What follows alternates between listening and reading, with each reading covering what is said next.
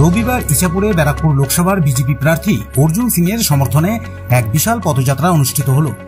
নোয়াপাড়া বিধানসভা কেন্দ্রের ইছাপুরের বিকাশ বসু স্মৃতিমঞ্চের কাছ থেকে এই পদযাত্রাটি শুরু হয়ে ঘোষপাড়া রোড ধরে অশোকনগরে এসে শেষ হয়।